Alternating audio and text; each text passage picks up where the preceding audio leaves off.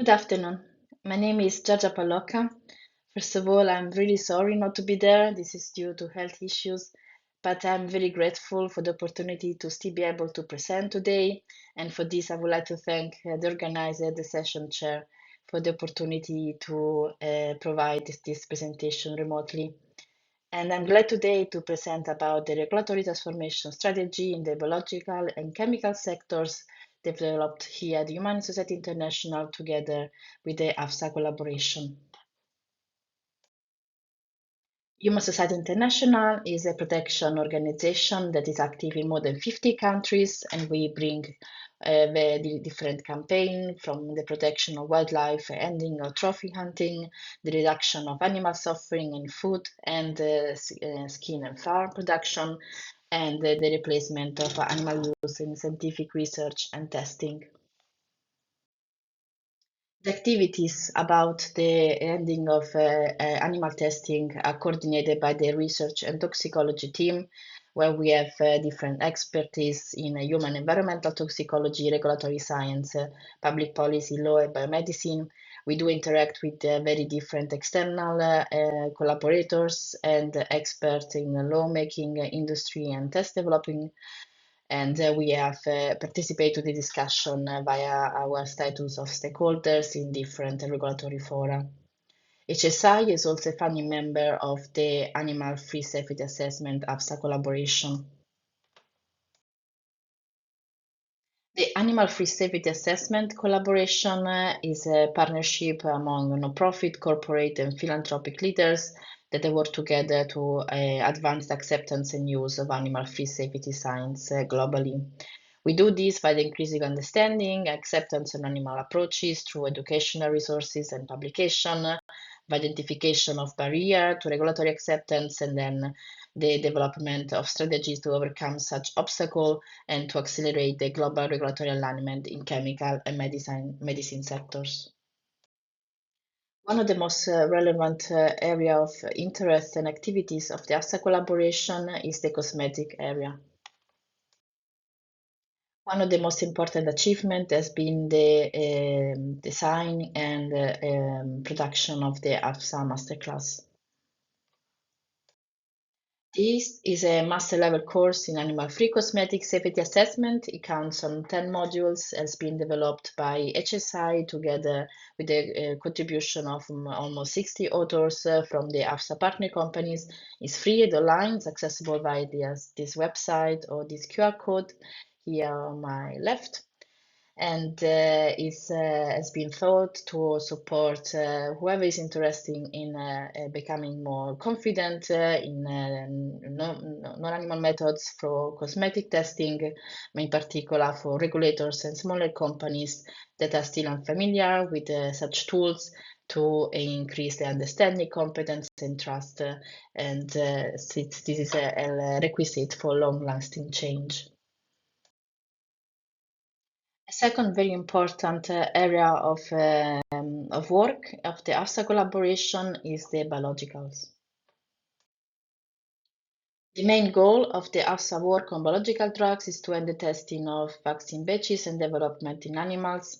Some specific activities are the campaign, the support of deletion of the abnormal toxicity test, and no specific test has been considered or informative on the quality of vaccines and injectable products. And since 2019, AFSA has been working also on a waiver for a similar test that is performed in veterinary vaccines, the target animal batch safety test.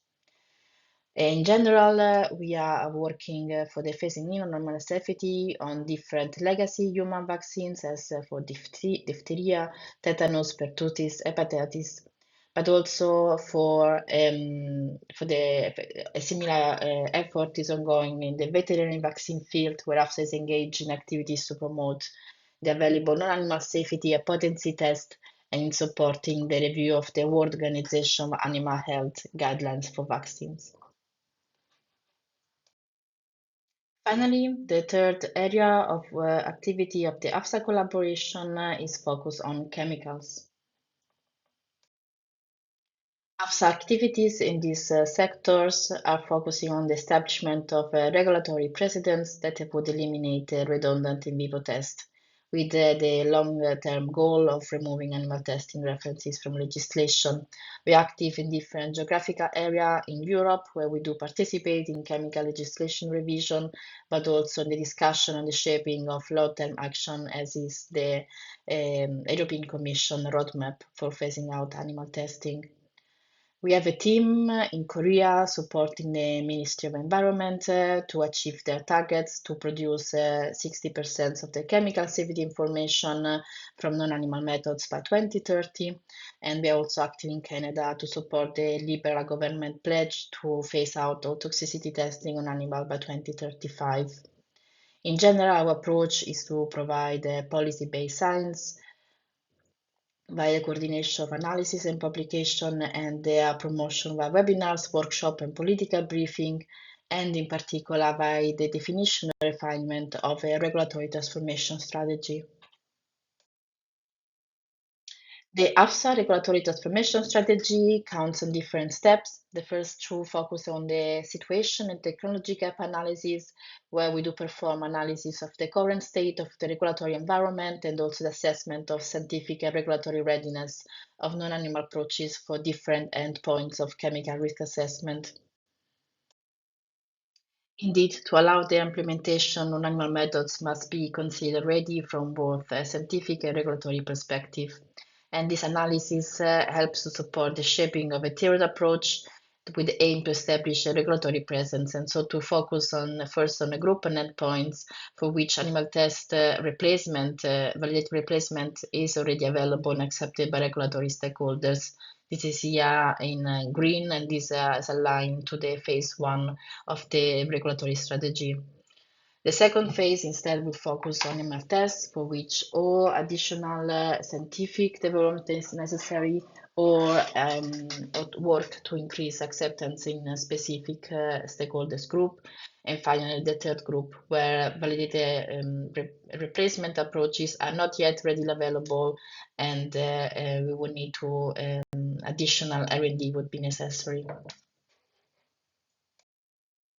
Finally, the second two steps of the AFSA regulatory transformation strategy focus on the communication and the co-designing with different key stakeholders, so the creation of dialogue opportunities and platform, and the creation of a proper climate to inform and help decision makers to embrace the change.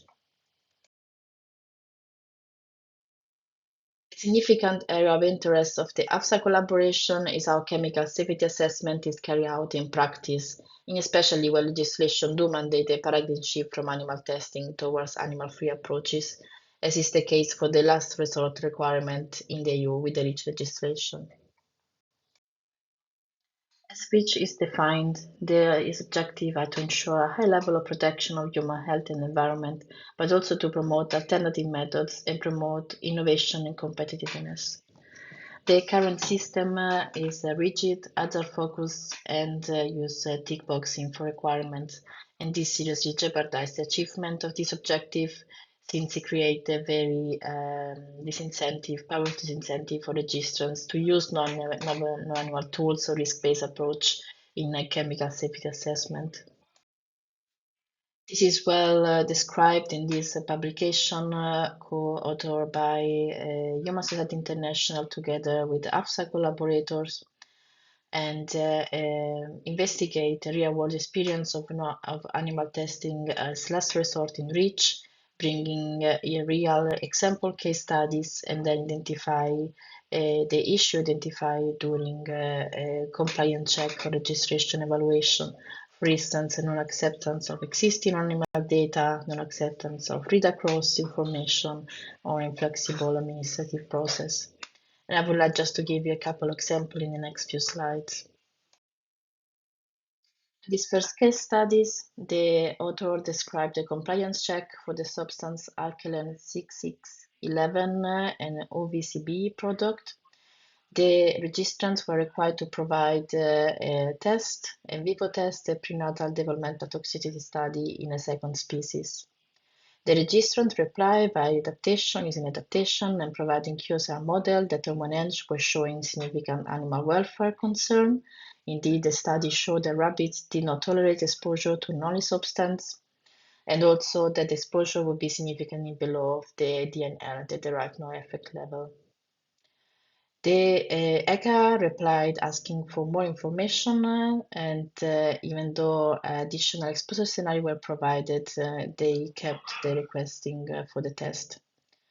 Finally, the registrant had arrived to the Board of Appeal examination that finally removed the request for the rabbit prenatal developmental toxicity study, confirming also that certain information were not considered, and this was supported by European Court of Justice ruling in favor of the registrant.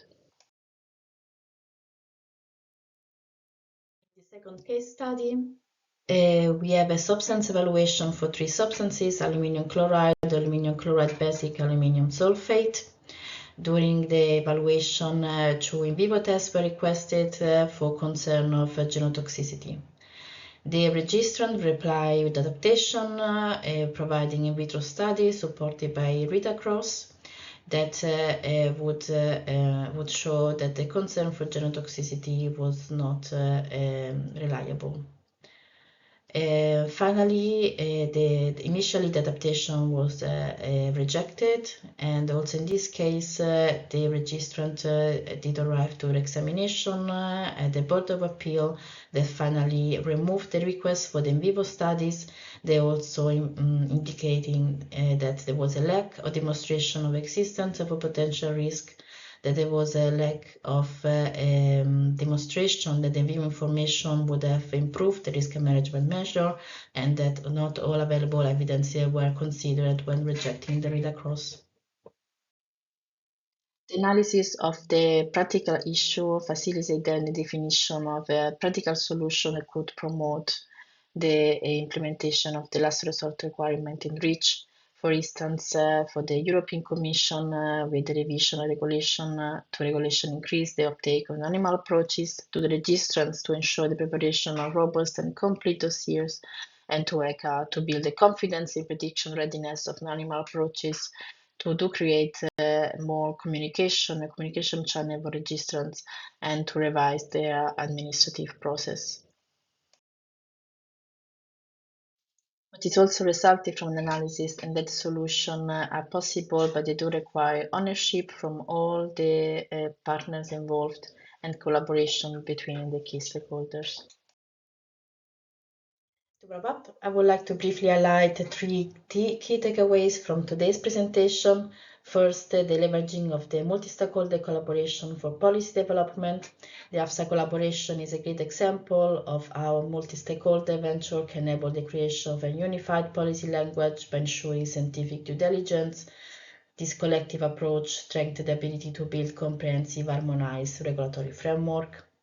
Second, the focus on our strategy in the setting regulatory precedents within the chemical sectors. So while we work towards short-term success, this is foundational work crucial for achieving long-term goals and promoting innovation and regulatory processes. Finally, the global expertise driving a non-animal approach implementation. The HSI team and its extensive global and multidisciplinary network is well positioned to advance the implementation of non-animal methods in critical toxicological areas, and we do this globally. And together this effort move us forwards a more effective, scientifically sound and globally harmonized approach to regulation and safety. So I would like to thank you for your attention.